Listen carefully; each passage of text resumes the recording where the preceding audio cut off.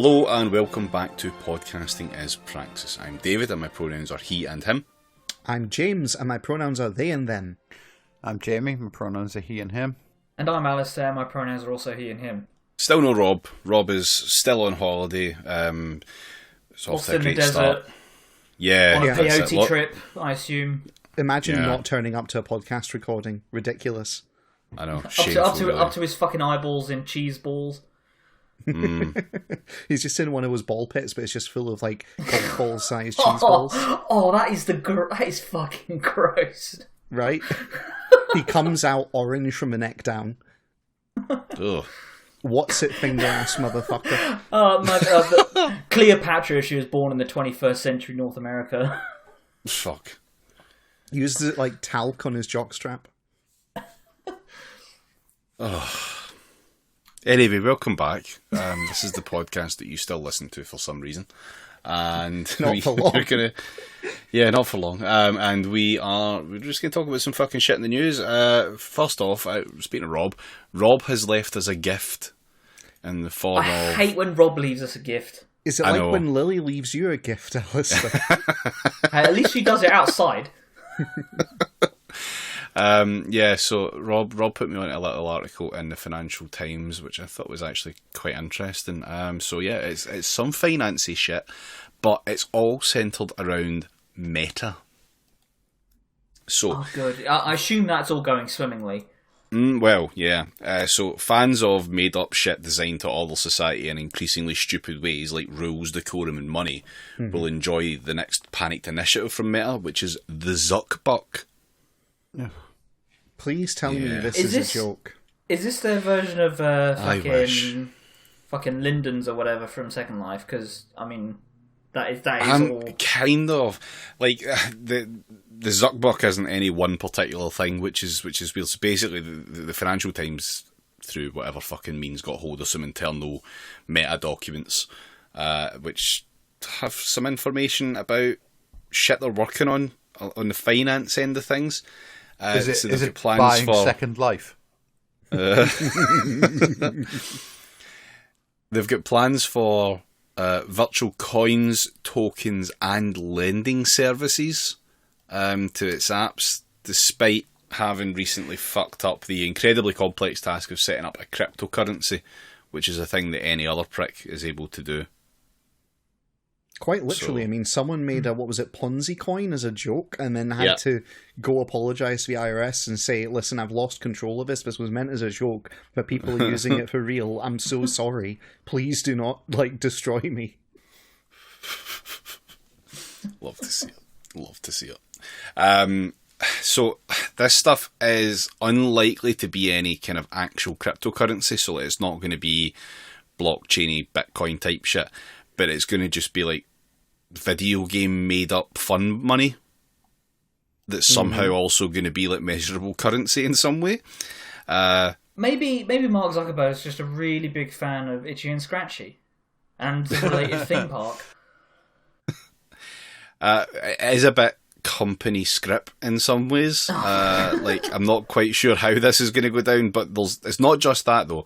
They're also looking into the creation of social tokens or reputation tokens, which can be issued as rewards for meaningful contributions in Facebook groups, for example. Fucking Nora. You know the way that everyone goes fucking insane over the idea of like the Chinese social credit score and all that kind of shit? Yeah. What if that was like biscuits you give dogs for racism? Another thing that they're looking at as well is becoming a source of lending to small businesses, a thing that'll definitely go well because Facebook has managed to destroy countless small businesses in its time by just arbitrarily reworking how the algorithm boosts and doesn't boost things. Like there's been quite a few small to medium sized businesses that have just completely fucking collapsed because something changed in the code and that was it. Like, they just lost all the fucking revenue because Facebook was no longer automatically pushing their shit. Yeah, I mean that was a whole media outlets pivoting to video was like a whole thing that was happening for a number of years, and it turns out no one was watching the fuckers, and Facebook was just like lying the whole time. And I wonder if that's going to rear its head again, that they're just making up any old shit to make a number go up, but number doesn't actually mean anything. I'll get to that in just a second, but the last thing that I've got here is that some news that Instagram will soon begin to support NFTs. Again, this now happening in the year of our Lord 2022. Just like fucking Starbucks starting to push them at some point this year. Great job. And Facebook will be piloting not only posting and sharing NFTs in mid-May, but it's also going to test a feature that will allow membership of Facebook groups based on NFT ownership and another for minting NFTs. I mean, so basically, it sounds like they're doing two things. They're doing all the NFT scams, right? And then they're doing essentially walled garden economies with fucking, what do they call the Fortnite currency again? It's just Zuckbucks is what they're calling it this time around, right? Yeah. On top of which, they're just doing the usual shit they've been doing for ages, which is using algorithm manipulation to pressure companies into buying advertising with them. Mm-hmm. So, yeah, all checks out. Well, so some of the reasons that they're doing this, just like Alistair said about the videos thing, Meta itself lost over $220 billion from its market valuation in February because young people like TikTok instead. I don't think it's just that. I also think it's not just that, but that's a large reason behind it. I think the amount of video traffic. I think it is just that. Well, the amount of video traffic on Facebook is massively fucking overinflated, whereas TikTok is like... Who references a Facebook video they've seen? David, I'm sorry, but... Say cringe. Jamie is the resident expert on Facebook, and I'm fully prepared to take his view over yours on this one. So we have the same view. Facebook should try like modernizing things and letting you like put fucking popular songs over your video of like racism that you post on like on your group or whatever. You know what I mean? Maybe start a dance craze or two. Who remembers the fucking Harlem Shake? What time to be alive that was? Oh, wow. I'd completely forgotten about that, and it was better that just having a bit of a flashback to be sure. Like, you know the images of like the dog being offered the muffins when it has war flashbacks. It's kind of like me, except it's for various drops from the Harlem Shake playing behind my eyes. You're now all aware of PTSD that you didn't know you had. Yeah, wonderful. Another reason that this is happening is that the cryptocurrency that they were trying to set up got fucked up, and that was because regulators basically said, no, you can't do that because of like monetary stability and competition concerns, which fair. Yeah, regulators that's good. Sort of doing their job for once. Mm-hmm. You do, on this occasion, actually got to hand it to them. And the entire financial wing of Meta has been completely gutted over the last 6 months, and a mass exodus of staff. No reasons for this have been provided. I did not go as far to fucking look into why, but I can only imagine it's fucking shit working there. Haven't NFTs in general taken a huge plunge in value lately because some ridiculous percentage decrease in people just Googling what an NFT is? Well, presumably everyone's sick of it at the moment. Well, it's also like I'm convinced it's to do with the tax implications that have now kicked in. I talked about this before, but basically the US government changed how it was going to do taxation on crypto transactions, and I was convinced the NFT thing was basically a massive pump and dump to just kind of get one last hurrah in before the new rules came in, and now they've come in. We're in that new financial period, so I would expect the NFT market to start crashing about now, to be honest. So it's the war. It's like NFTs are like a fucking scam, and the scam only works if you're constantly like, if it's constantly powered by articles from dipshit journalists going like, oh, this like fucking homeless guy invented an NFT and made $11 billion. Like maybe you could as well. And now they're all too busy like fucking, do you know what I mean, screaming about how Vladimir Putin was like secretly behind 9/11 or whatever.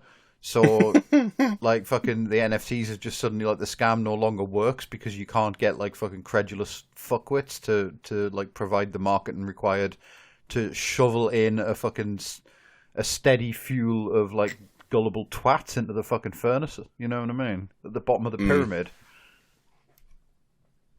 Well, the crypto shit isn't really necessarily working anymore for them. The NFT stuff they'll facilitate, and there's reasons for doing the NFT shit, and that they think that there's some sort of like use case for NFTs within the whole fucking metaverse push that they're really intent on pushing. But like, whatever, fine. But Staffel, this is a quote from the Financial Times. Well, yeah, Staffels are now trying to find. Imagine if you bought Mark Zuckerberg and then you were the best like kart racer with Mark Zuckerberg, his value would increase.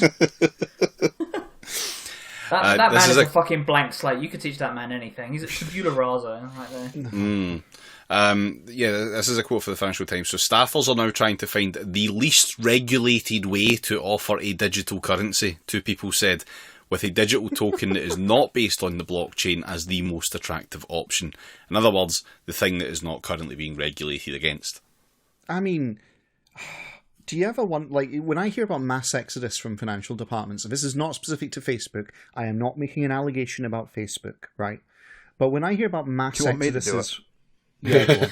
But when I hear about mass exoduses from financial departments, I just think, oh, all the staff are deeply uncomfortable with a potentially illegal action that seems to be unfolding, and they all want to get a wide shot of it before anything comes down. That's usually what I think. Either that, right? Either that, or the company is insolvent.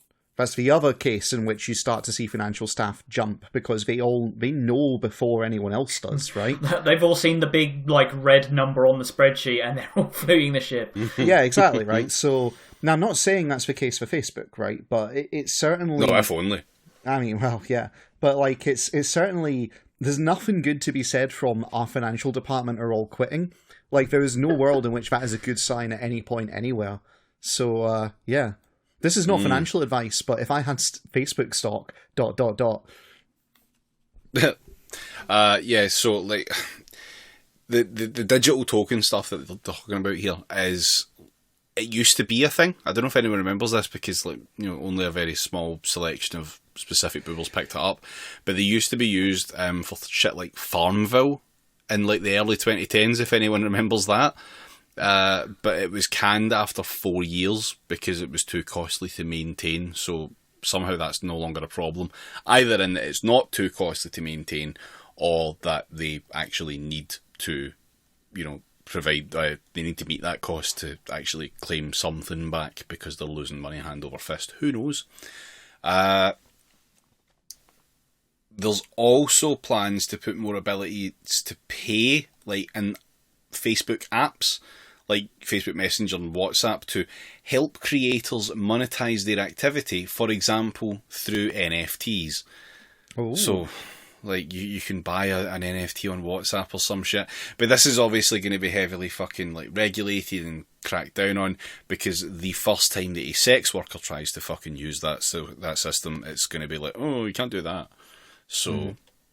Let's see how that goes. And the internal documentation that this has all been taken from says that doing this might allow Meta to remove itself as a central content moderator and give Facebook communities more power in moderating themselves. So that's social coin shit. Are we creating fucking Subfora? Yeah, no, what they're trying to do is enable financial crimes without taking the blame for them. That's my read on this. Axe Maniac, this is your time. Well, funny you should say that. This is absolutely going to fucking, like, fucking hell. I don't know how much, like, CSA type shit is going to be on Facebook, posted regularly and caught by moderators, but I can imagine it's a fucking lot. So to pull that moderation, the centralized moderation, away from that and allow like group admins and moderators to mete it out on a meritocratic currency based system, I can see that ending fucking fantastically. That's going to go so well. Look, Dan Harmon's Meow Meow Beans episode of Community has a lot to fucking answer for. So yeah, that's the direction the meta's headed in now, which is very cool. Some of that shit might not come to fruition, but the thing where they're saying like, get rid of centralized moderation and let the groups moderate themselves is like just fucking. It's essentially just throwing your hands up and just going, fuck this. Do you know what I mean? Because it's like the point of the fucking moderation is, you know what I mean. You have to stop Facebook groups like send them all back. Like this, if you agree, do you know what I mean? Like from fucking doing racism and misinformation on a daily basis. And if you say, okay, they can moderate themselves. Well, they're not fucking going to, are they? Because the racism and misinformation is the fucking point of what they're doing. What they're going to moderate is people turning up to go, this is bullshit in the comments. Do you know what I mean? Mm-hmm. I think this is just the rational actor shit. And of the free market, that's exactly what they're relying on being true for any of this to actually work, which it isn't, and it won't. So yeah, good times ahead. Some of this shit might not actually come to fruition. Like I said, the documents this is taken from is on a few projects at various stages of development. So like we might not see some of that shit, but either way, they're thinking about it, and that's bad. Imagine if the rational actor of the free market was like Jared Leto.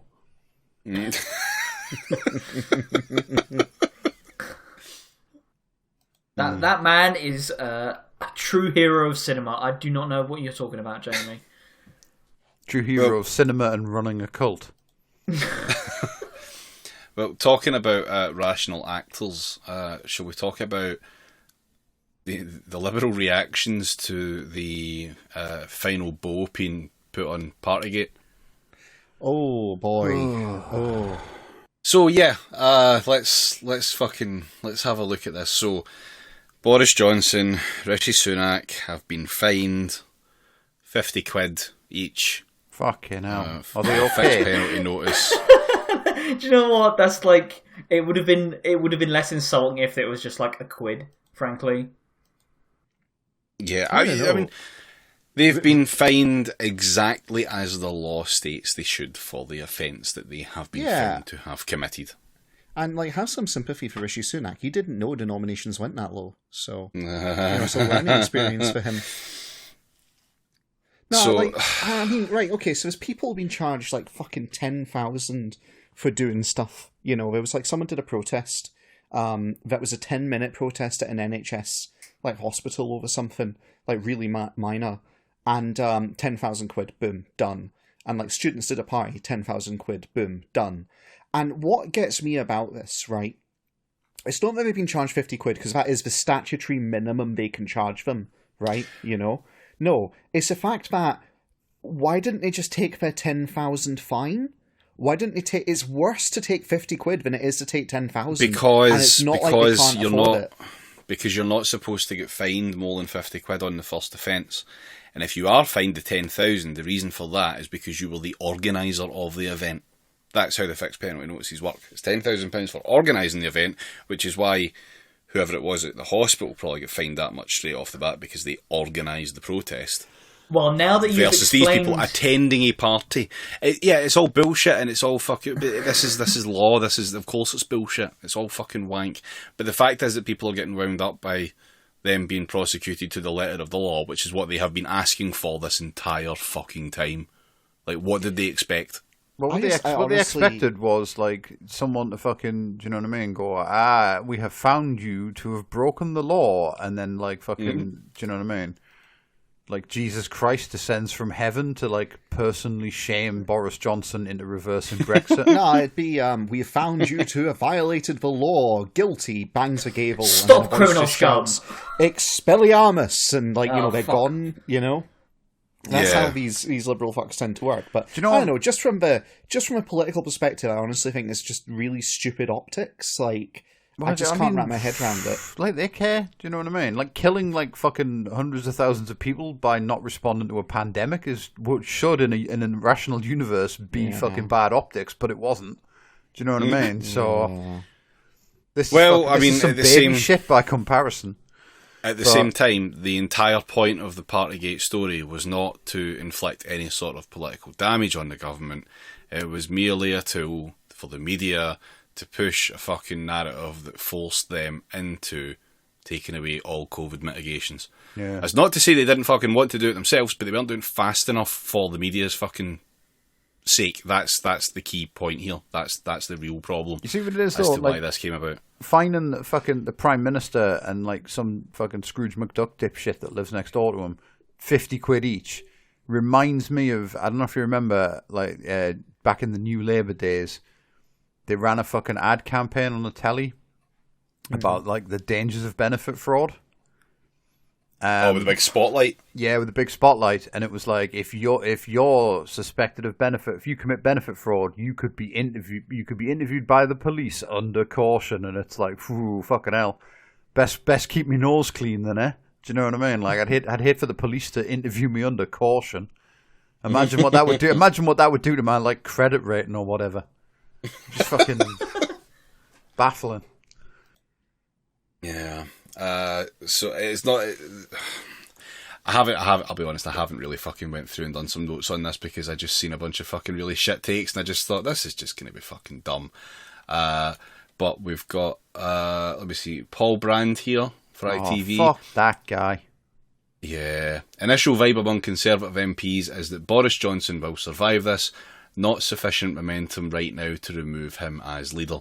No, well, if you removed him as leader, that's just giving Vladimir Putin what he wants.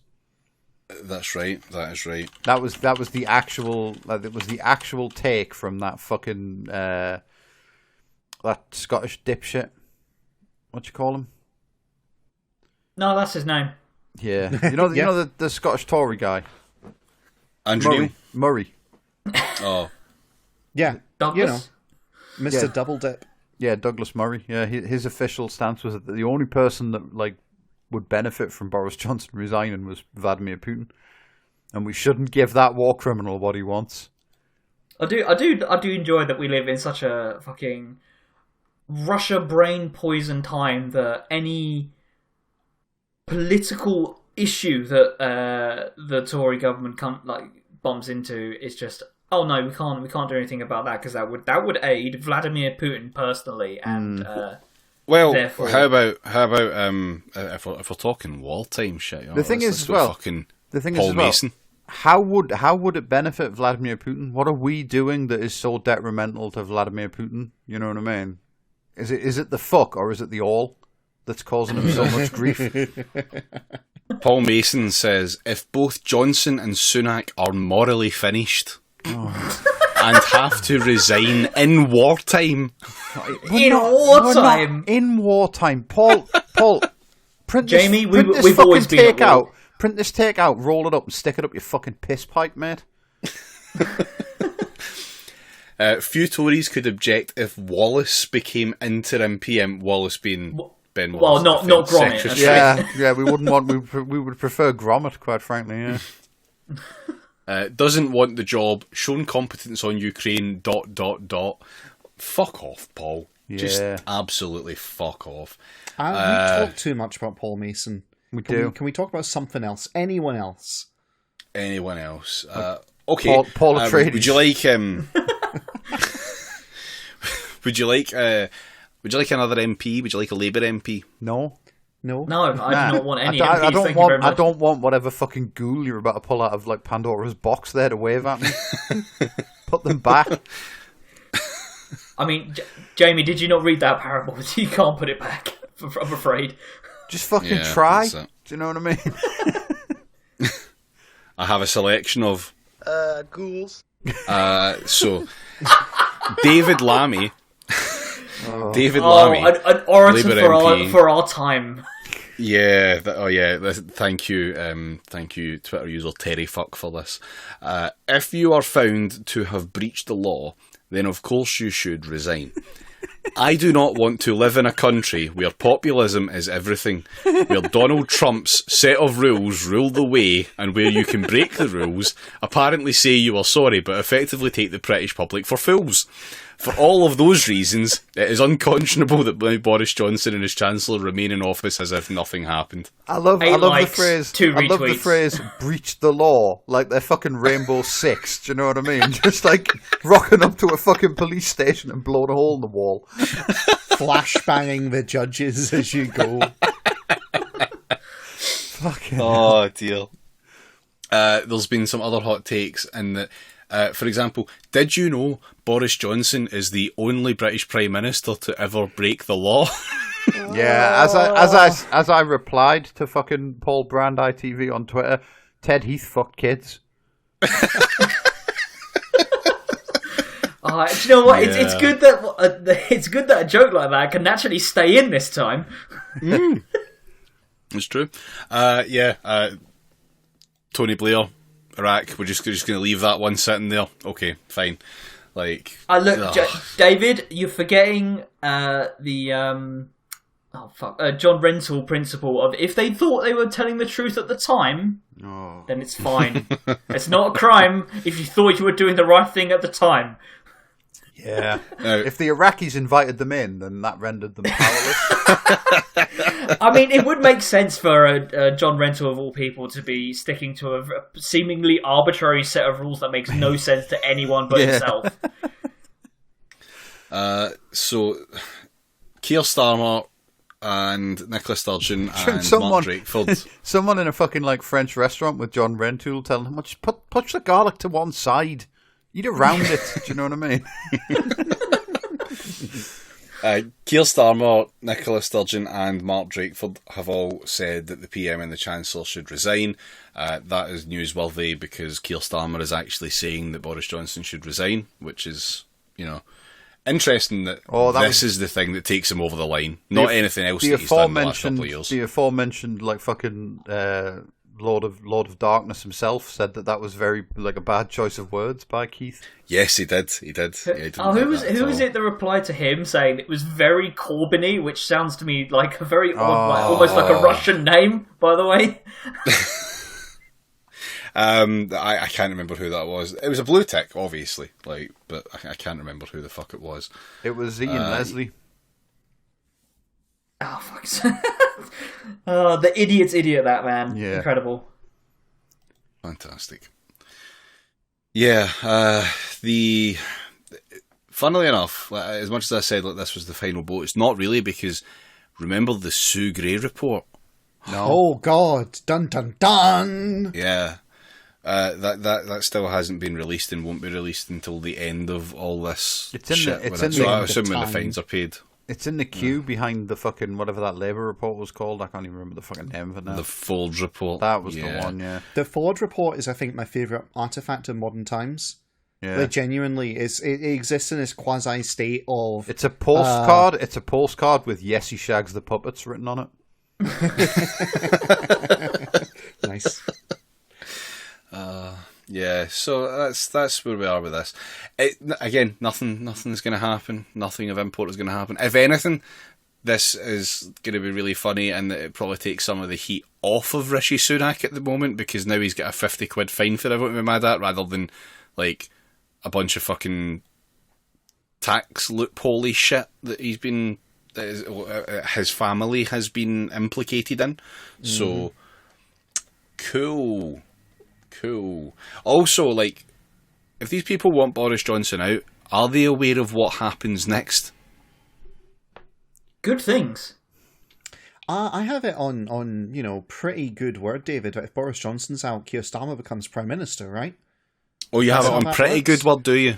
And Brexit goes backwards. Yeah. Like that bit in Superman where he flies anti-clockwise around the world. I've heard that the Millennium Dome will spontaneously reconstitute itself, and it'll be 2012 all over again, right? Yes, the boy will return to the dome. Oh, it'll be 2012 and 1997 all over again. It will be 3,999 or whatever. Sure, why not? It's just going to be a leadership election within the Tories to get you a new Prime Minister. Who do you think that's going to fucking be? Like, they're all completely obsessed over the idea that it's going to be fucking Liz Truss. Why would it be Liz Truss? Like, Tory MPs get to choose the final two that are then voted on by the membership, why would they ever fucking allow Liz Truss to be their boss? Because of the pork markets. Because we want to have a cosplayer as PM. It's going to be Patel. Yeah, it will be. We've been saying it for ages. I still maintain Liz Truss is a stalking horse for Patel, whether or not she knows it, essentially. And If the you stuff to- with if you- Rishi if you- Sunak kind of proves it. If you told Liz Truss that she was a stalking horse, you'd be like, I'm not a horse, so I wouldn't worry about it. It's a different cosplay. Yeah. Like if you're really fucking choking for Johnson to be gone, then look forward to that as the only alternative, because they're not going to go, okay, we'll get a new leader and then we'll definitely do an election. We promise. Like, there's already even if they one did, due they'd like beat in the next Starmer. couple of years. So Even if they did, they'd beat Starmer. It'd just be as simple as that. Like, they change leader, they call an election, they will outperform Starmer. No matter who it is. It could even be Liz Truss. Liz Truss would beat Starmer. I mean, well, let's get on to the topic of Labour, shall we? Uh-oh. No. Yes. No, we shall. You say Keir Starmer's name 3 times, and then the next segment is Labour. Fuck. So Labour has stood on a fantastic fucking landmine. They are now begging the Tories to put injunctions on anti-oil protests because some petrol stations couldn't get resupplied before they ran out of petrol. Truly, when will this menace end? This is it's an XR adjacent group again, like Insulate Britain was, called Just Stop Oil. They set up some blockades in Essex, Hertfordshire and Birmingham last weekend, and Labour has asked for the same injunctions that were placed on Insulate Britain over their motorway blocking actions to be put on Just Stop Oil, which is cool. I do wonder at what point we are, if ever, we're going to get to a point where there is going to be an actual reckoning with the fossil fuel industry, because it seems to me that this is pretty much never going to happen, and the moral case for somebody potentially sabotaging that kind of infrastructure seems to just be building and building, because blocking a petrol station is, I suppose, in and of itself doesn't really do much, but it is more than these pricks are doing.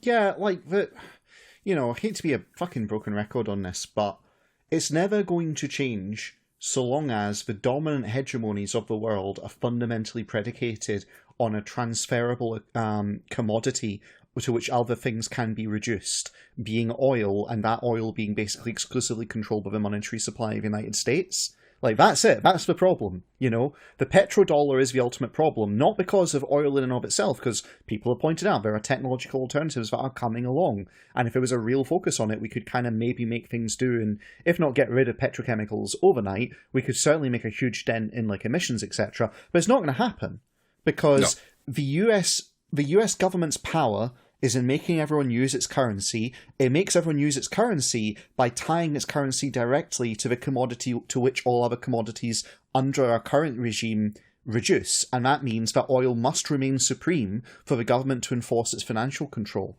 and, for empire to perpetuate itself. That's it. That's the mechanism. And, there is no solution to that short of giving the United States government a monopoly over, lithium or something, and forcing all lithium transactions to be settled in US dollars. That might sort of shift it. Yeah, they tried that though, and some guy pissed himself on a road, so it didn't work out. I mean, the problem is it can't really anyway, because everything, the US went to war to tie up most of the oil and to then enforce the diktat of you will settle all oil transactions in dollars, and they've notoriously been to war with any country that's not got in line with this. Second Iraq War, what precipitated that? Venezuela, what's precipitated that? Why do they continue to go hard after Russia, and, why do they keep being sharp-elbowed with China? Surely you of all people should know that Venezuela is back in the club now. Yeah. So, because they need their oil under the current situation. Back in the club because, the Americans finally recognized the inherent comedy value of, inclined piss JPG. and also just because they're too busy fucking on like what they consider to be another strategic threat, which is, you know, Russia resurgent. But anyway, it's like this is the problem. So to answer your question, Alistair, that reckoning cannot come while these power structures are in place. Like, your only option is to overthrow these power structures to be able to actually institute change. Now, I'm not doing that as like a call to arms or anything. I think another option is to just lie in the road and hope a bus runs over you. Well, it's kind of like, here's the thing. It's like, what is protest when you really get down to it? It's causing intentional disruption to the function of society to literally become ungovernable, aka to challenge and potentially, you know, threaten the overthrow of power structures. Like, it is kind of what it is, and unfortunately libs don't get that part. They think protest is about getting someone to reasonably listen to you, and it's like, no, it's about scaring the shit out of powers that be to make them, like, force a change. But here's the problem. It's about sitting in the dark for 10 minutes on a Sunday night. Yeah, exactly. I think you'll find it's actually about taking the dog out for a walk. But like, part of the thing is like that 10-minute, you know, everyone turn off our power for 10 minutes, right? See, that could work under a different political context. If you're in a nation that actually was inclined to go to regular strike and was inclined to mass civil disobedience, then the entire population turning off their lights for 10 minutes one night as a show of force is actually a powerful move. But in a country like Britain, where that absolutely doesn't fucking exist, it does nothing. Yeah. The government's like, all right, okay, that's the limit. That's the whole thing that you're gaining. What you'll do. What they should have done. The whole thing you're gaining out of that is they should have gone on the doorsteps and clapped for the encroaching darkness. Yeah, that's the true British. I cast round of applause at the darkness. Yeah, like you're saying though, James. Like, the whole point of why that's effective is that you're demonstrating an ability to organise outside of like state-sanctioned fucking routes to organise things. Yeah, and that's why it's effective. But that's not going to be the case because A, it's not going to fucking happen in the first place, and B, even if that was the case, like, any other attempt to do that was like any more inconvenient than turning off lights for 10 minutes would collapse because British people are so fucking fickle about anything that impacts them personally. And it's like, you know, it only works if it's a warning shot, not if it's the limits of your like action, essentially. Yeah. It's like, you know, it's like the picture of the, you know, the serial killer psychopath in the movie advancing on the timid person whose gun is shaking, and it's like, you know, it only, like, if they fire a shot in the air, it's not going to stop them because they know that push comes to shove, they're not actually going to get shot, right? Mm-hmm. And this is the issue with this stuff. But people don't understand what protest and all the rest of it actually is. Yeah. And the joke is, even if they did get serious about it, and even if they did get effective about it, what's the government going to do? Because they physically can't back off oil while we remain part of this globalized American hegemony. So, yeah. Well, I'm going to back into this a little bit here about Labour. So, Labour. We were talking about that. Yeah, we were. So on that stuff. Yeah, it's time to get something more irrelevant. This is. I have pulled this from The Sun. Now, I promise you, I've ad blocked the fuck out of it while I've done that. But the reason I've done that from The Sun is because that's what Labour posted. They posted the Sun article on Twitter, so that was fucking very cool. But I found some, you know, Labour posting a Sun article, which is, you know, fucking terrible in itself, but they got owned within that same article that they posted. Yep. So they have a quote from Patel saying, "Hard-working people across our country are seeing their lives brought to a standstill by selfish, fanatical and frankly dangerous so-called activists. Keir Starmer's Labour Party repeatedly voted against our proposals that would have given the police extra powers to deal with this eco-mob. The police have my full backing in doing everything necessary to address this public nuisance." So, congrats. Like, you've completely fucking stood in the hole that you dug yourself there. Yeah. Lol, said the Scorpion. LMAO. It's like, is that honking clown shoes, or is it just Keir Starmer's Labour approaching? Hard to tell. Yes. So that's fucking great. But the sound of Keir Starmer's Labour approaching is the noise the spinning briefcase makes in Hitman 3. Yeah, that sounds bad, but Labour have a counter-attack planned. Oh, good. Oh. Do not worry. Wow. What is their four-dimensional chess counter-attack against this strategy of getting owned over and over again? Labour is going to be tough on crime and tough on the causes of crime. Oh, it's an old classic, isn't it? We love to hear that our old favourites from a certain period in recent memory. Yep. So Labour will unveil a pledge to create a system of community and victim payback boards. Do you know what it is as well? This is so fucking pathetic. It's like, how do you exist in the British political sphere in 2022 and think, you know what'll get like the worst cunts in this nation back on side if we implement some kind of spreadsheet for fucking like punishment? Do you know what I mean? It's like the Tories are going to bring back hanging. You can't just like stand beside that and go, well, actually, what we'll do is like fucking implement some kind of board. Do you know what I mean? Much like we eat cheese from. It's not going to work, you know what I mean? You need to be like promising to fire fucking paedophiles out of a cannon into a wall live on TV or some shit. Do you know what I mean? Mm-hmm. Like Noel's house party, but like instead of gunge, it's fucking acid or something like that. You know what I mean? That's God! That's what the British public demands. Public executions, but Mr. Blobby is the executioner. Yeah. So yeah, that's what we've got. That's great. Community and victim payback boards, which will apparently strengthen community and victim involvement in sentencing, reduce antisocial behaviour, and stop more serious offending. Isn't one of the basic tenets of justice that you have an independent adjudicator to determine what is justice instead of revenge? You have an independent adjudicator, and he says you have to cut the stolen baby in half. Yeah, like, no, it's pretty much what you just said there, Alistair. An eye for an eye and a tooth for a tooth. Absolutely. Remember, it's crime and punishment, not crime and like reform to prevent the ills of society in any way, shape or form. I don't know why we're discussing this. It's never going to fucking happen. Do you know what I mean? Like, even if Labour win the next election, they won't do this. They'll bring back hanging. Yeah. What is this going to fucking like be turning into other than an organised call for bringing back hanging anyway? Yeah. So, under the plans, Labour has said that locally appointed CVPBs would operate through community safety partnerships. More on that in a bit. What was that? What was that acronym? Are they going to operate under safety partnerships and get Tom Hardy on to read bedtime stories? What the fuck, man? Just...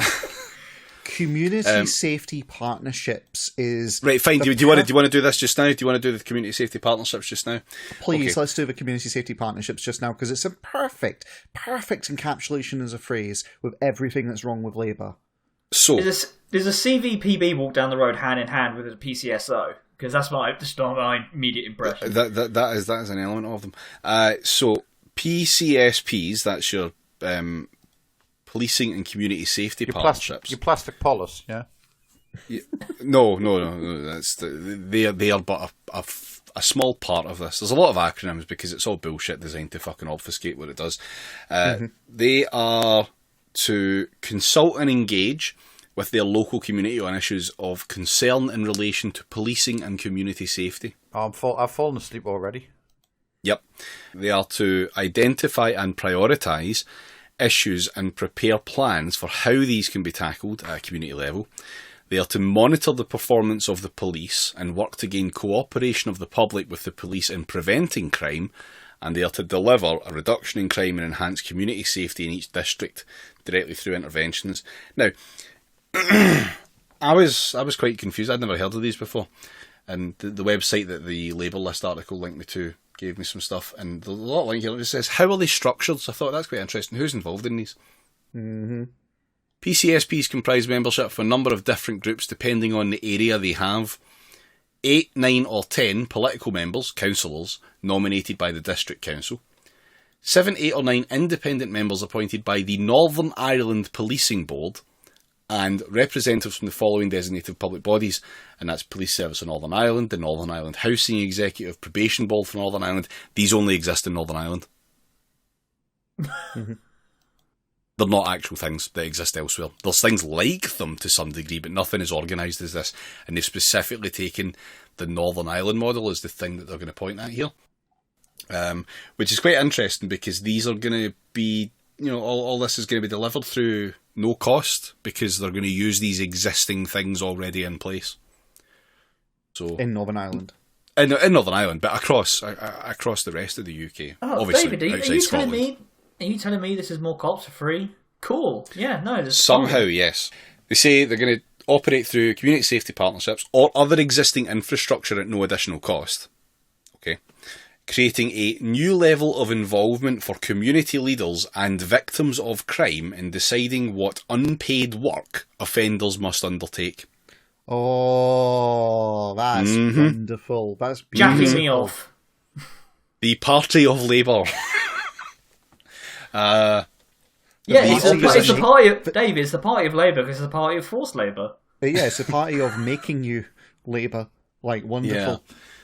The opposition party is hoping the plans to get tough on low-level offending. So not even tough on crime now, just get tough on low-level offending. Yeah, that fucking seagull that stole that packet of crisps, he's got another thing fucking coming. Yeah. The thing is, though, like, under the Tony Blair fucking model, like, low-level offending is where all fucking crime springs from. Because, like, actual crime that happens, it isn't important unless you can like point to we didn't put out enough ASBOs as the root cause.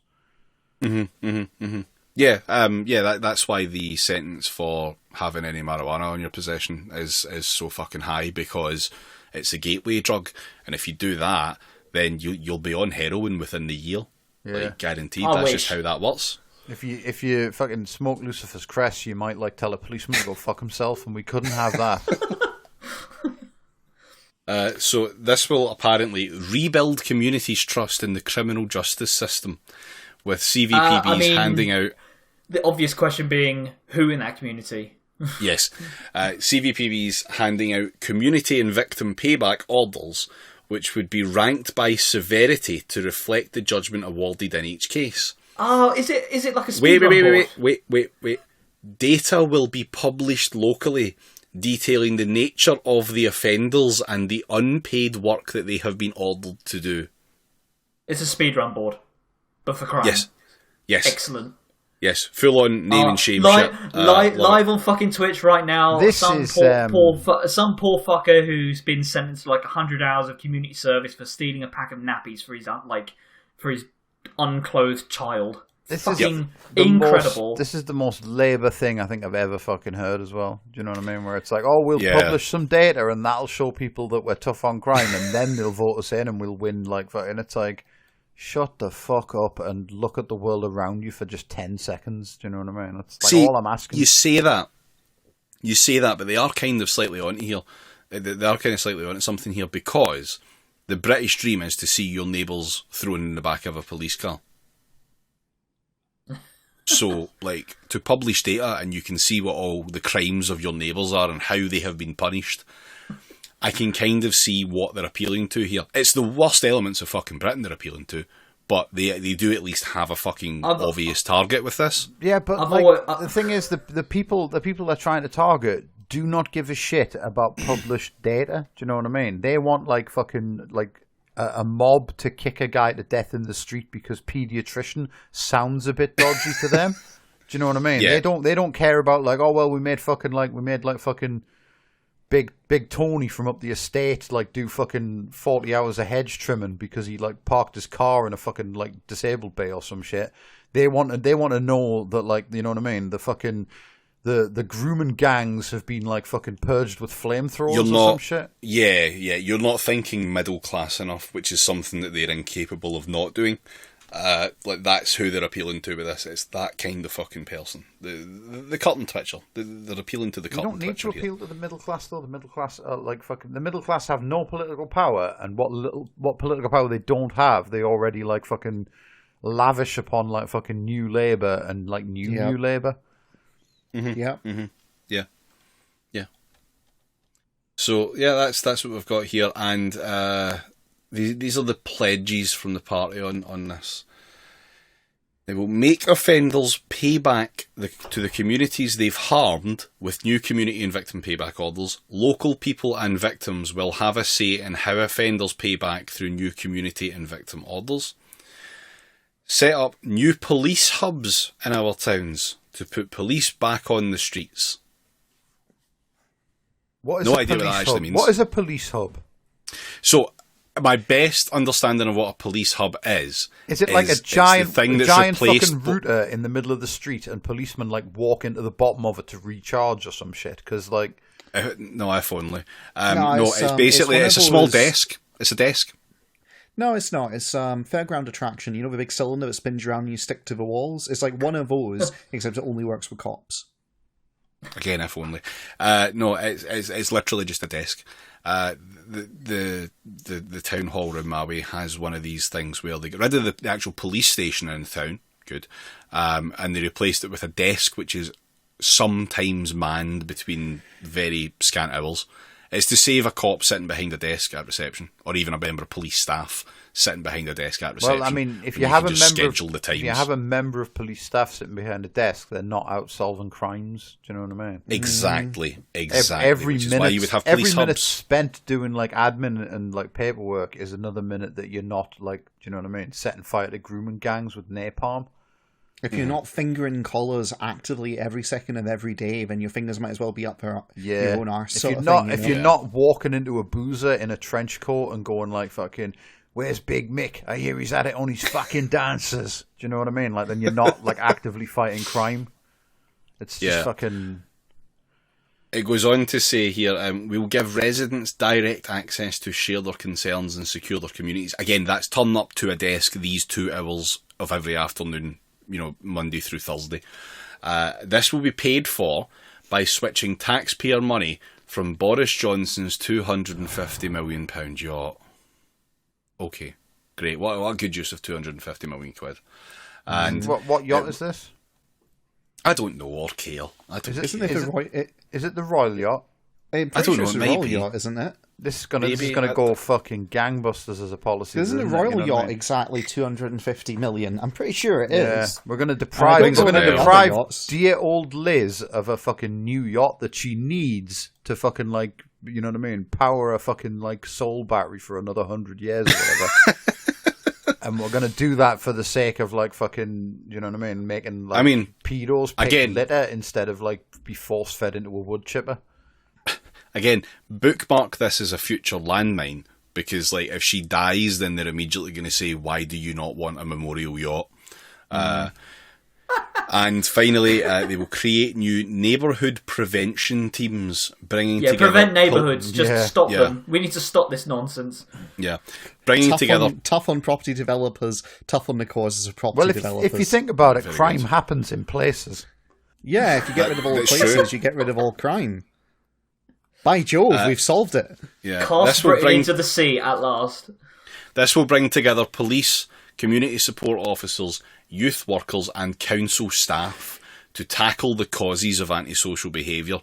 Unless these fucking cops are building youth centres, etc., this will not have any impact. Are we going to do anything about the fact that the real causes of like social unrest, like widespread across this country, of like fuel poverty, food poverty, like all of these numerous multi-causal issues that manifest in what is admittedly a declining crime rate? Like, no, we're not going to do that. We are. Just... No, they are. They are. Because they're going to bring together police, community support officers, youth workers and council staff into some kind of Avengers fucking team. And that will solve all these problems. Yeah, somehow. Council Voltron will walk around town handing out food parcels to the hungry. The council staff is like wielded by the wizard who decides when your bins are collected. That's not entirely far off, to be honest. The Labour List article I've got here signs off with a little quote from Starmer himself. The first duty of a government. Anyone want to guess what the first duty of a government is? Can I have 2 minutes to look it up and see what Webster's dictionary defines it as?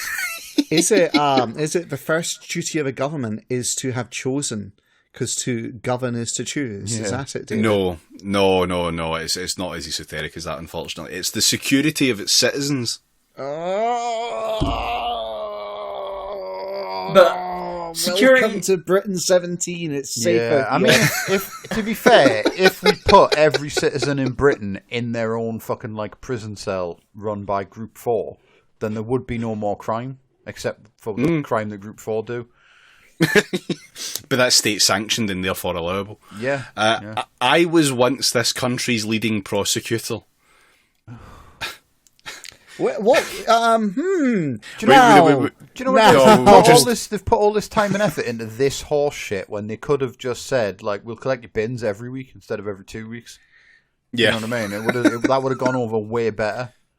Yeah. Also, on the subject of this, right? The Tories have gotten coming and going because if everyone made a big to do about Boris Johnson saying, he was a director of prosecutions when Savile was a thing, and it's like, well, that's it. It's done. It's dusted. You can't use that now because every time you try and bang that drum, that's not going to stop them. Do you know what I mean?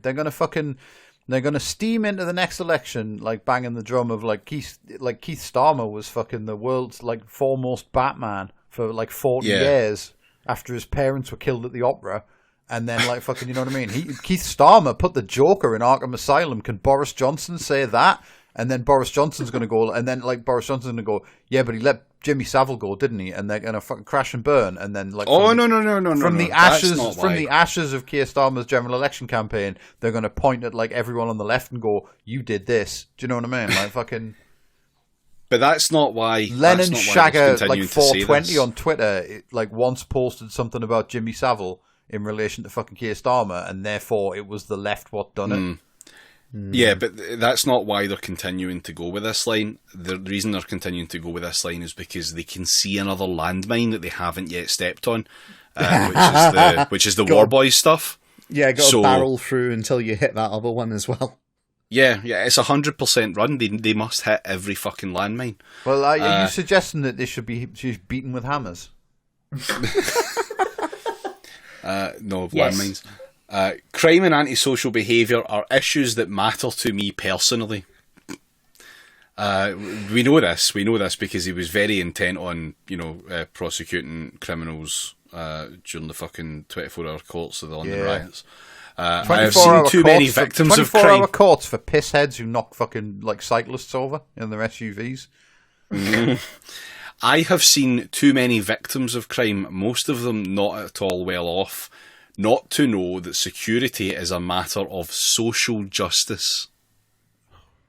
Fuck. Why would you fucking like dive on that hand grenade and pull the pin out yourself? Do you know what I mean? Like fucking like why the fuck would you tie this absolutely fucking harebrained attempt to appeal to the headbangers of the red wall, wherever that might be, by mentioning the phrase social justice as if it's a good thing? It's great. You fucking idiots, like. Do you know what I mean? That's why Labour will provide crime prevention teams in every neighbourhood. New police hubs will be visible in every community. We will introduce a tough new approach to closing down drug dens with new powers for local police and local authorities. Have you heard anything about drug dens since 2010? They've got to get on the drug den policy quickly because Michael Caine's not got long left. I genuinely don't think I've heard anything about a drug den since David Blunkett stopped being relevant to daily life. Well, it's because like all the people who were, David Blunkett gave back to the community. There's a good one.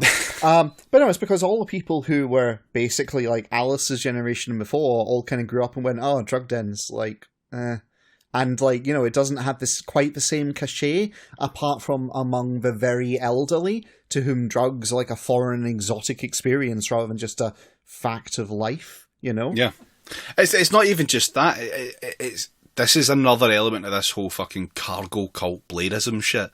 They just cannot stop drinking from the well.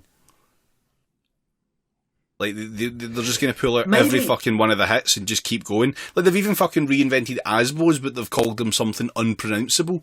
Kvupos. maybe it's like this is actually just a cry out against all the opium that people are doing across the country. Those cool little pipes with weird little lamps. I mean, it's just it's a catastrophe sweeping the nation. Perfect reminder for me to take big drug there. Well done. I'm always here to remind people to take drugs. Don't worry. Yeah. So that's what we've got there now. Burning this VOD then. So you might look at that and think, well, that's surely an electable fucking policy. Surely that's going to be popular. How popular will it be? Well, let's talk about Labour's membership numbers briefly. Because it's good. I love this. It's so fucking good. So the last time Labour membership figures were released was before Starmer became leader. He's been leader since 2020. That's not very normal. Right. What could be the cause here? So fucking... I found a post. I found a post actually. It was someone in our Discord post. I can't remember who it was, but thank you to them. From someone on or around the NEC, saying basically this big fucking excuse spiel for why nothing's been posted, and it's because they had that massive fuck up with the data. Mm-hmm. Yeah, that's a nice little slow burner. That's see what they're going to do is they'll publish the membership numbers once they can get like a fucking journalist from the Sun to pinky swear that they'll do an article saying the membership numbers are only bad because Corbyn invited like grooming gangs into the fucking party or some shit. Yeah, well, I mean, the post that was made was like, oh yeah, so we don't have access to our membership figures. The reason they don't have access to the membership figures is because they're apparently fucking crypto locked.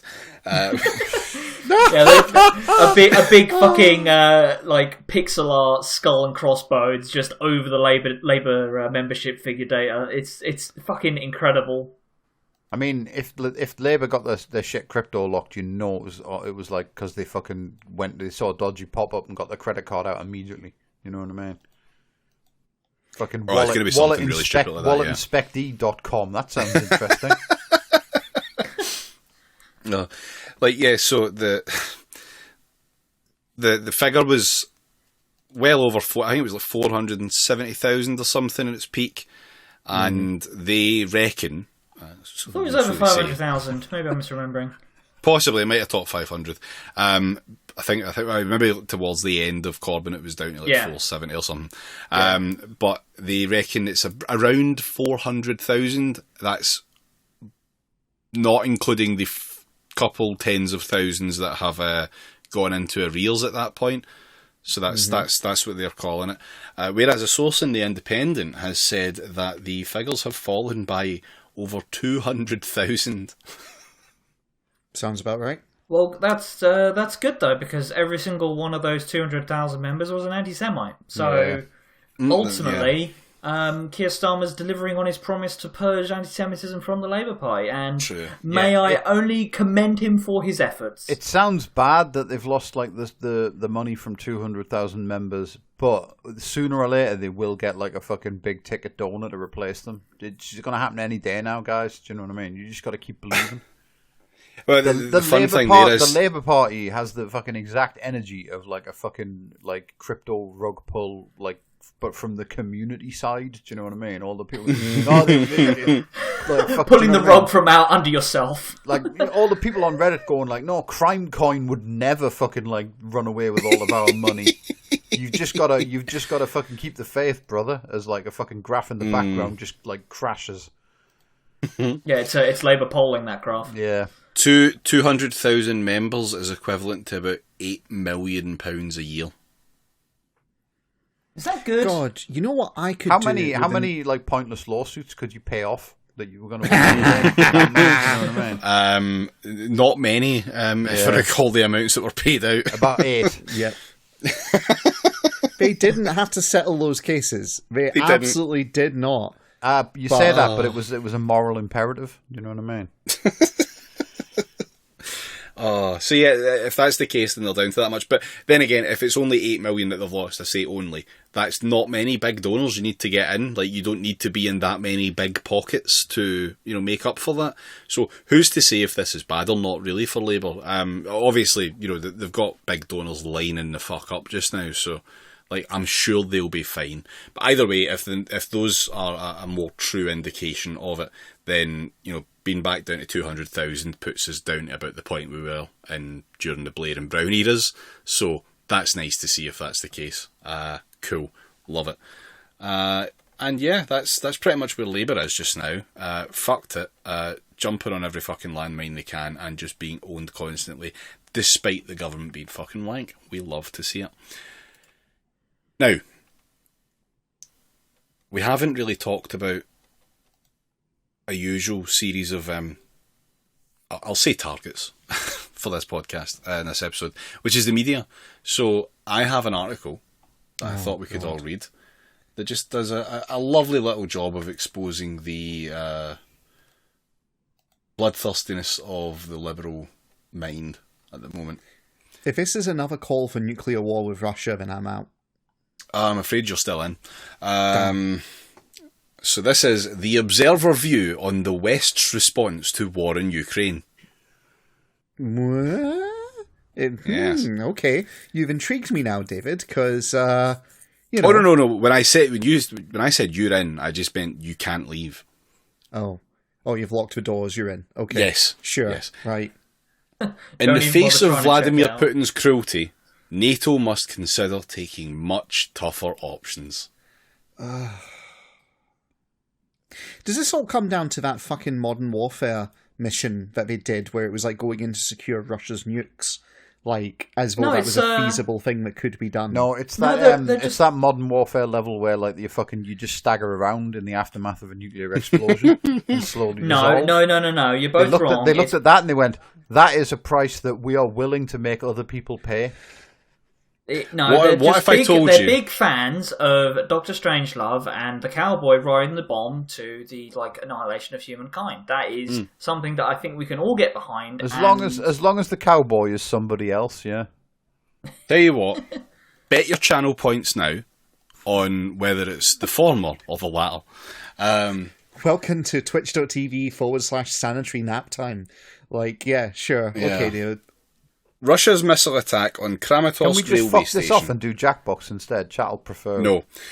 Russia's missile attack on Kramatorsk railway station is an act of unforgivable barbarism. How many more such atrocities must occur before Western leaders admit their Ukraine strategy is failing? 12. How many more children must die before NATO stops making excuses for inaction? Couple of At thousand. least 69. How much longer before Joe Biden, Boris Johnson, Olaf Scholz and the rest face up to what seems an inescapable choice? An 2 inescapable million choice. years. Either intervene directly or lose. I mean, I can think of these are the only two choices. I can think of a few tens of megatons of reasons why not intervene. Yeah, it's just like, what do they think is going to happen? I can't wrap my head around this. I'm sorry. Every time, it's so fucking good that the you know what I mean. Everyone who was like, "Why won't you press the button, Jeremy?" now believes that, you know what I mean. Like however many years ago that was, it was like you have to press the button. If you don't press the button, the nuclear weapons are just an expensive fucking paperweight. So you must press the button because millions have died for your right to press the button. It's just not good value for money, then, is it?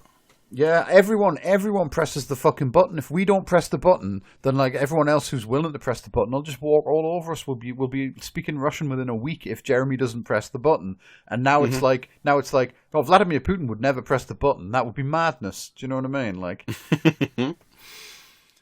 It's almost as if these fucking people have no object permanence and just say whatever they fucking think is gonna get them what they want in any given moment. Do you know what I mean? Mm-hmm. This is what happens when you have a media class that is never taught what the meaning of failure is. Yeah. All of these questions, these are uncomfortable, frightening questions. But with every missile that explodes, with every illegal cluster bomb and artillery shell, with every care war about crime illegal committed. artillery shells now, do we? You know what I mean? Yeah. Cluster bombs With are every- bad, actually. With every war crime committed, again, these are also bad now, they become harder to duck. Sanctions on Russia and arms for Ukraine are celebrated by Western governments as an unprecedented unifying success. Hey, David, do you know what else is difficult to duck? Yes. It's measured in megatons. Fuck's Yeah, that's because you're supposed to cover as well. Ah, yeah, this one simple trick. Yeah. They tell each other what a good job they're doing, but it's not working. Vladimir Putin has been branded a war criminal and pariah. His funds have been I can think of frozen. another guy who's been branded a war criminal and a fucking pariah, and yet he's all over our fucking screens making rare interventions every week. His funds have been they frozen. Have they considered like lateral thinking on the like the Ukrainian war? Like instead of like fucking demanding that we personally intervene to stop bad Vlad, have they considered organising, like getting the League of Nations to organise a population exchange, move all the Ukrainians into Iraq and all the Iraqis into the Ukraine, and then they won't need to worry about it anymore? It'll be a just war at that point, you know what I mean? Moscow's strategic objectives have not been met. His discredited army is a vicious rabble. His war aims are in ruins, just like Mariupol and Kharkiv. His country faces incalculable long-term economic and reputational damage. Reputational damage, dear lord! The worst kind of damage! Yeah. Second only to psychic damage, I think. Oh, here, even more shocking though, Putin If he loses not too care. many reputation points, he won't be able to use the ferry in like fucking Booty Bay or whatever. You know what I mean? But Putin does not care. He does not stop. Yeah, Nor he's is not there any going for sign he cultural will. victory, clearly. Yeah. No, he doesn't care about the ferry in Booty Bay because he got a flying mount.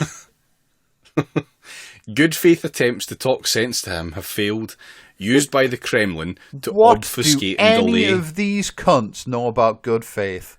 Do you know Yes. what I mean? Yes. Hopes that internal opposition may unseat him remain mere hopes. Meanwhile, Ukraine's brave, terrified citizens await the next dreadful blow while their president pleads for more arms, more help, more anything. It is fun when these are all people who in the 2000s were essentially just lauding Putin for putting Russia on the road to being a liberal democracy or whatever the fuck. Yeah. And oh no, turns out that this fucking former KGB psycho is actually just a fucking thug. How does the guy we back to crush the fucking left in like every fucking country around the world always turn out to be something of a fucking dickhead? Like, what are the fucking chances? Do you know what I mean? Yeah. Russian monsters were responsible for the carnage at Kramatorsk, Volodymyr Zelensky said. It was part of a deliberate strategy. Which Russian monsters? What episode? The Russian ones. What episode of like, you know what I mean? Like the fucking Russian Witcher do these monsters come from? And like, what kind of magic weapon do you need to defeat them? It was part of a deliberate strategy to kill civilians and create a lifeless wasteland. They have not abandoned their methods.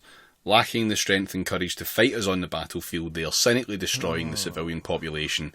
This is an evil that has no limits, and if it is not punished, it will never stop, Zelensky said. He's right. Of course he's right. Anyone watching television or reading uncensored newspapers and social media... Now, hang on a second. Do you know what it is? It's 2022. Why are none of these cunts brave enough to just openly admit that war is bad when it happens to white people? Yeah. Oh no, Jamie, like you're forgetting. They are saying this now. Yeah. Like the mask is not even in the same fucking building anymore. What was it? Was it CNN? The fucking guy who said that this doesn't happen to white people. This is a tragedy. And it's like, yeah, like this is just what everyone has been like, behind the scenes agreeing until now, where we're just saying it out loud that Ukraine's a tragedy and Yemen is a sad like inevitability of Western foreign policy and alliances. It's just I just like to point out here reality. I just like to point out here the value placed on an uncensored newspaper. as if like the fucking front-loaded newspapers that we get here are like better than that somehow. But they are because those are done by like fucking rich people. Do you know what I mean? And money can never be evil. Like Russian censorship is terrible because it's done by like the axis of evil. You know what I mean? Like a bad guy does that, but money is like fucking pure. It can't have morals. It's just a thing. It's bad because you've got a guy sitting there cackling as he's crossing out all of the critical words of Putin.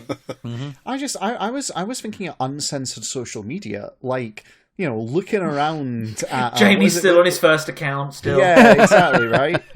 Like Anxiety Cowboy here. Sorry, I meant Wizard Cubes. Sorry, I meant, you know, like that alone. Oh, go on, finish the chain all the way back to my first account. Like, see if you can. I don't know what I mean. I honestly don't know what your first account was, Jamie. I couldn't even. We can't even remember that far back now. The world's hardest game of Simon Says.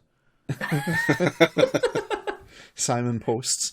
Anyway, like it just.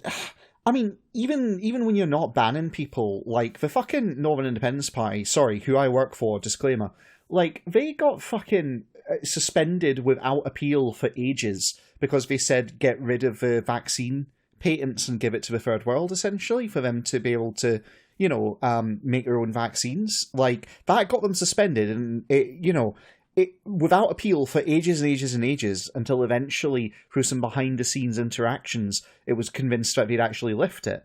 And just last week, they were fucking hiding the fundraising posts from them as well. Like, the idea that our social media is not censored is absolute horseshit. It's just done so deftly and so finely. See what it and is, by though? targeting the right people, that it seems like, oh, it's okay, you get to say what you want if you have money. You cop that suspension for like vaccine misinformation because you phrase that as get rid of the vaccine patents, which contains the phrase get rid of the vaccine, which is like fucking misinformation.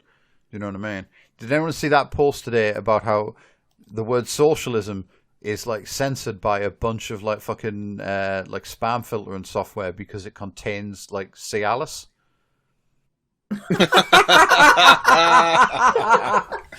Oh, incredible. Wow. Yeah. Oh, holy shit. Yeah, the future that we have built, powered by algorithms that you would get like fucking a bad mark for in GCSE, like fucking computer science. It's like, it is never not funny to me that they go, oh, we spent billions, like Twitter's a fucking, like, it's the future of like fucking technology. We spent billions on it, and like all the best programmers in the world work in Silicon Valley. And it's like, how are you, what futuristic algorithm are you using to detect bad language on your platform? We're literally just matching a text string. Do you know what I mean? Like fucking. Yeah, the Scunthorpe has been lost to human knowledge for like decades at this point. I want to get back to this article. Anyone watching television or reading uncensored newspapers and social media knows he's right, and so too do all 30 NATO powers. There's a slight tangent we could go on about uncensored social media. I know, it's fine. Yet even as they condemn Kramatorsk, Busha and other obscenities, millions more unprotected Ukrainians are told to expect an even greater enormity, an all-out offensive in eastern Ukraine by reinforced Russia troops. This, as the West watches, is what Ukraine's democracy has been reduced to by Putin. The people's choice: run for your life or face being raped, tortured and killed. I mean, that's just gratuitous at that point, surely. Yeah. Such barbarity cannot stand. Continued, shaming, ineffectual Western shouting from the sidelines is unacceptable. The sooner Biden and the rest stop wringing their hands and start calling the shots, the better. Look, sorry, hang on, interjection. Yep. We have French diplomats coming back from, Ukraine, on going on the media and saying that American, commanders, Americans are directing troops on the ground in Ukraine. So we're literally already calling the shots over there. Sorry. We're just doing it in a plausible, deniable proxy war. Let's not get into a hot war between Russia and the US and NATO. Well, that's not good enough. That's not good enough. Yeah, we need to tell everyone that fucking Voldemort is bad. Actually, palette swapping Americans to Ukrainian colours just isn't good enough. This is just like in that fucking book about wizards, probably. You know what I mean? Yeah. Though welcome, Boris Johnson's show of solidarity in Kiev yesterday will not change calculations in Moscow. It won't Putin change rules anything. by- Do you know what I mean? Yeah, because he's a fucking non-entity. Like, why the fuck would Vladimir Putin give a single solitary shit about a decrepit, fucking falling apart nation that isn't even able to like muster its like political ally, ostensible political ally, the EU, anymore? Why would they give a single shit what Boris Johnson does? Because they own a lot of houses in London. Think of the property market. Well, actually, it's because Putin rules by fear. So frighten him back. He does not want to fight with the West, let alone a third world war. Just NATO's excuse of last resort for refusing to confront him. He knows he'd lose. It scares him.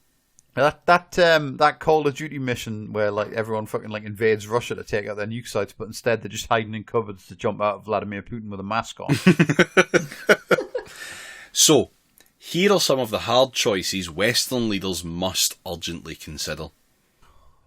First, direct intervention to create a safe haven in Western Ukraine, where displaced people may congregate instead of fleeing abroad. There it is. Wait for it though. This gets stupider. Inform Moscow in advance of its location and boundaries. Be clear. Wait. I am not finished. I'm not finished. Be clear.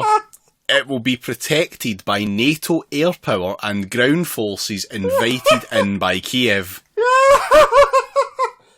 Second,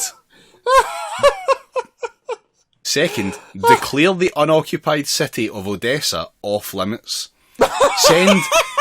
Send naval forces into international waters in the Black Sea and warn Russia to cease coastal bombardments or face serious unspecified consequences. And again, what do we do when the missiles start flying? We get President Bill Pullman to give a fucking speech from on top of a jeep at Area 51. That's what we do. No, you know what I mean? Listen, that won't happen though because there's more points. Third, tell Putin that if his artillery and missile units fire on civilians again, as in Kramatorsk, they will be deemed legitimate NATO military targets. Fourth, supply fighter planes and tanks to Kiev. Fifth, block all Russian fossil fuel exports. These are radical choices. The risks are obvious. But the only alternative is endless slaughter. If the West is serious about stopping the war, these and similarly robust actions may be the only way left. The choice is yours: nuclear holocaust or endless slaughter. I can only imagine that the author of this wrote this while just dripping from head to toe in human blood. And masturbating furiously. Unfortunately, I don't have a name because it was the Observer editorial it was written as. Of course it was, coward. Like, yeah. Every part of that. Like, where do you even fucking start? God damn. Do you know what? My favourite part was where we gathered all of the civilians in in a fucking like GPS coordinates provided location, and then just like literally just goading the Russians into firing nuclear weapons. I will be fair to them in this one point. What they clearly mean is draw a border halfway through Ukraine and just say this bit's safe now. Like, it's not like we are taking all of the people to this one grid square. Please do not do anything with this information. Although it does read very much like that. Either way, it's a fucking dumb idea that won't work. It's just the idea. It's a great idea if you want to surrender half of Ukraine. The idea that you can just sort of like you can stop the war by just having like a fucking like an upstanding, morally fucking powerful leader Just, you know what I mean? Someone with 18 charisma just stands Jamie, in front of Vladimir Putin and points at Ukraine and goes, Jamie, Divant. Jamie, the crucial misunderstanding you're having here is that you are saying that they want to stop the war. As we know, that organisation is just tantamount, quite literally, Putin supporters. So the only alternative is to do more war. make the war hotter. That is our only option at this point in order to stop Jeremy Corbyn's evil Stop the War campaign from bearing any fruit. Yeah. So, here's the thing though, Russia, they have this whole thing where they will actually attack, civilian shelters. You know, it's part of their breaking the spirit of the enemy kind of approach, and it's, totally evil and all the rest of it, but, they're on record as having done this, pretty indisputably, from time to time. And here we are saying, yeah, let's create a giant one of those. And, what you said, David, about... I mean, if it was a case of, right, we're going to surrender half of Ukraine in exchange for peace, how do we sell this to the public? I know. Then you could sort of maybe get an argument that's not what's going on here at all. No, I just meant more we're not fucking herding everyone into, one fucking grid square so that, one artillery fucking strike can solve the problem for Russia. But, it's still fucking stupid. You cannot, it's still a no-fly zone. You're still asking for a no-fly zone to be set up. Just because it's not over the whole fucking country doesn't mean you haven't set up a no-fly zone. It's still, every single bit of that is just absolutely going, but, no, David, we should just do the war. David, don't you understand? All it takes to defeat a bully is you need to stand up to them. Because that has historically worked really well in schools all across the UK, right? You just need to stand up to a bully and show you're not afraid as your teeth get kicked in, you know? Yeah. It would have Yeah. worked I mean, on the West that does work, as in when you can actually, kick the cunt out the bully and not take injury yourself, which is definitely not a situation that this is fucking is. It's just, it's not. It's fucked. But again, it's just the press are horny for fucking global thermonuclear megadeath. That's just what they love. They love to see it, and they would like to see more of it, please. I mean, the funniest part is Russia's nuclear policy. If we had a nuclear war, think of how much rationing we would have to have after that. It's like the Blitz, but even better. Do you know what I mean? Russia doesn't even have a first use policy for its nuclear fucking weapons. Officially, its policy is retaliatory only. We are the ones with the first use nuclear policy. It's just and so it's only stupid. right. It's only right that we bear out our commitment to that policy. Yeah. It's also just, I mean, this whole thing, this is essentially we've sacrificed Ukraine to bleed Russia. That's what this entire strategy has been about. And now to kind of pretend like we don't, to pretend this is some kind of outrage and this is awful and must be stopped. It's no, this was strategy. This was intentional. And we know it is because Henry fucking Kissinger and the others said it was stupid strategy for years. Since the 90s, they've said it's bad. But we persisted with it anyway because must grind Russia into paste at all costs is the overriding foreign policy. And it was stupid when we started grinding them into paste. And now that in response, they've got Putin in response to being ground into paste. Well, that just means you've got to double down on the paste making harder, essentially. Just...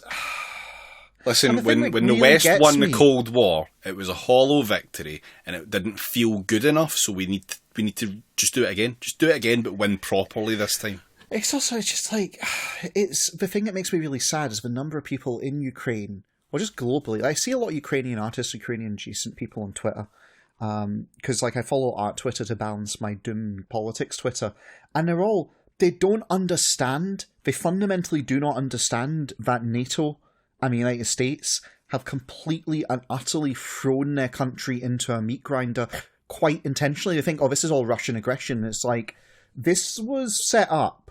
It doesn't excuse Russia, but it was two sides were involved in this conflict. Let's be crystal clear about this. Yeah, this hasn't been a unilateral fucking situation of Russia's making. Not at all. No. It's international fucking politics. It's complicated. There are many factors at play at once. Yeah, it's quite possible for there to be two different sides and both of them to be gaping assholes. And yes, one of them to be more gaping in the immediate moment. Like, Russia is obviously worse right now because they're actually, doing the war crimes directly. But let's be crystal clear, NATO set Ukraine up for it and is happy for it to continue because it's bleeding Russia. Yeah. That's what this is. So... And again, another thing I want to point out about this article is it was quite happy to quote Zelensky, which, fair enough, but specifically quoting Zelensky saying Russian monsters. Now, it was diligent enough to scare quote monsters, but it still said that. Again, this is me and Jamie were having a fucking conversation about this last night, talking about fucking political fucking cartoons of all things. Yeah. And, the state of what some fuckers are doing that is just blatantly painting the concept of Russian people as some sort of fucking unknowable, unfathomable fucking monster. And it's like, no, it's not like that. It's the Russian people aren't like that, they're just fucking people. Yeah, they're just people, and it's like they've got this whole thing right now going on where the Azov battalion, with all its Nazis, is tooling around basically having a go at the civilian population and calling anyone who doesn't full-throatedly support their ideological positions in full. They're getting labelled as marauders, essentially. And they're characterising the Russian invaders as orcs and subhuman and all this kind of shit. And it's just like, it is deeply fucking awful. And I really worry about this. Things are getting bad right over here when we're fucking cancelling Tchaikovsky kind of concerts because he's Russian, this ends in a kind of cultural genocide that might actually even tick over into the other kind of thing. And it's like, people are not their fucking governments. People are not their governments. Yeah, that's the key there, isn't it? Do any of us feel that we're our fucking government? I definitely fucking don't. This is a fucking problem here, right? There's this real issue. The lie of democracy as it's currently constituted says that, people are able to change their governments. People are actually the ones, the body politic is sovereign, which is a crock of shit from start to finish, right? But if you believe it, then you have to then look at Russia and go, well, why don't the people fix this? And there's two different answers you can give. One of them is, well, Putin's a despot who is using fear, etc., to rule, and so he should be overthrown. In which case the question is, well, does that mean, right, basically that democracy isn't this powerful sacred thing and is easily subverted, etc.? No, don't think about it, to quote Rob.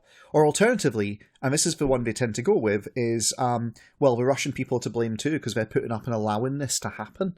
And it's like, my guy, neither of these conceptions work because your ideas of democracy fundamentally aren't correct. This is, and always has been, a struggle between those who own and rule, and on one hand, and then on the other hand, those who are essentially worked to death to make the lives of those who own and rule easy. And it's all the more stark in this conflict. And I just fucking despair. That sounds like communism to me. Yes. Have you considered that you've got to give me the fangs? It's all fucked. Like the whole thing's fucked. There's no good side in it, and as much as people can go, the losers are civilians. Like that's how war works. The losers are the fucking civilians every fucking time, regardless of the war. It's working class people who fucking have to shoulder the actual fucking damage of the war more than anyone else. Like that's just universal. I also love this idea, the Russian people are to blame. Okay, which Russian people in particular? Are the gay people in Russia to blame? No, they're not to blame. Have you not seen fucking Armando Iannucci's fucking Twitter account? Oh, There's one specific gay person in Russia who is very much to blame. Oh, he did that thing. He made Putin look like gay Hitler, thing. Didn't he? Yeah. Cunt that he is. Yeah. It's not just every fucking oppressed minority in Russia. No, but even largely you're otherwise unoppressed from an identity point of view. People, just bog standard working class Russians are also not to fucking blame for this. Like, they're not their government. What's the Russian for red wall? though. Yeah.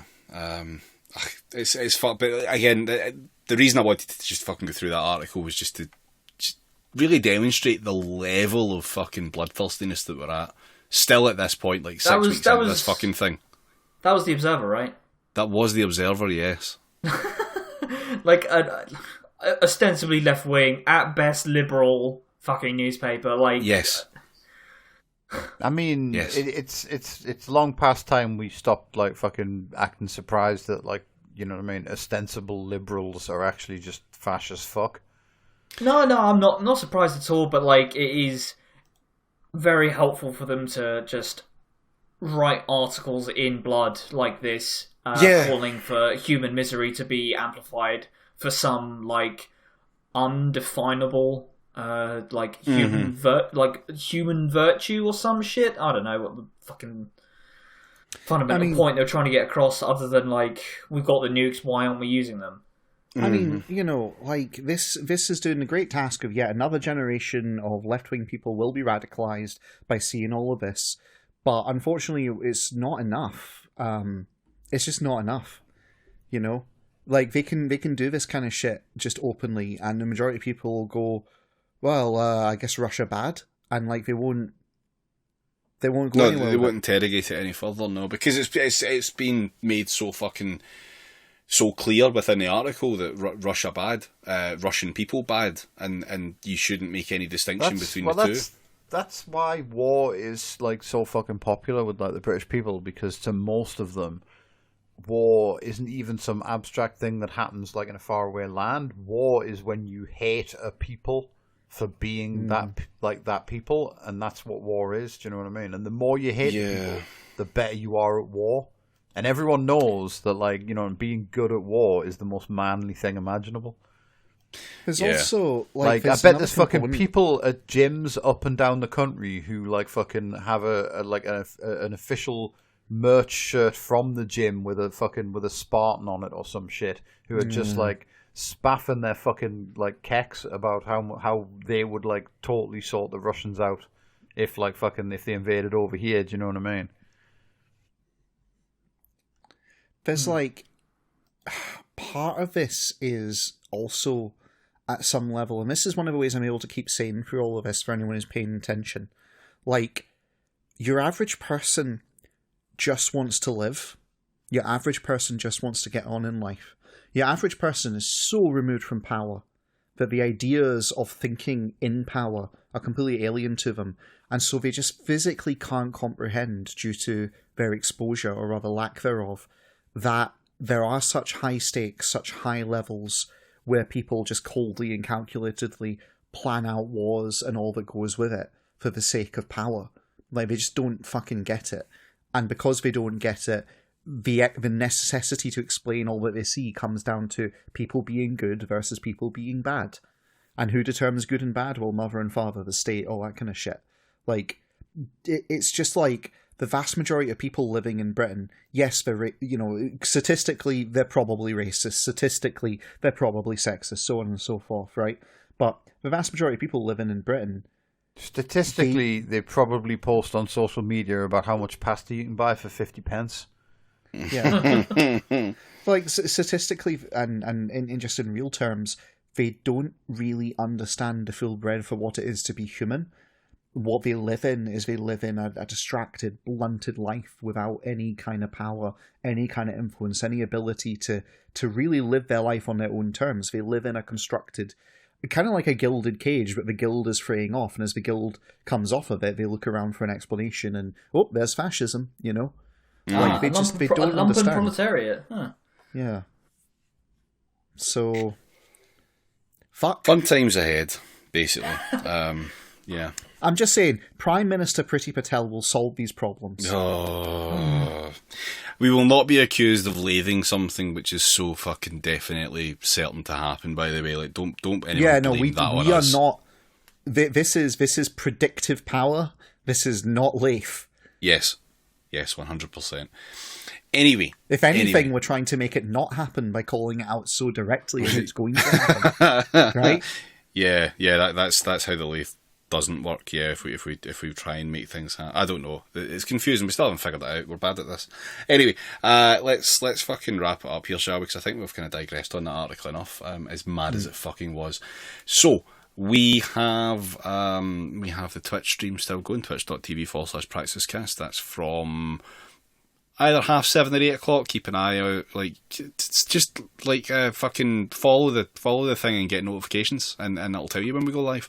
Or watch the Twitter. So it's twitch.tv/PraxisCast Mondays and Thursdays.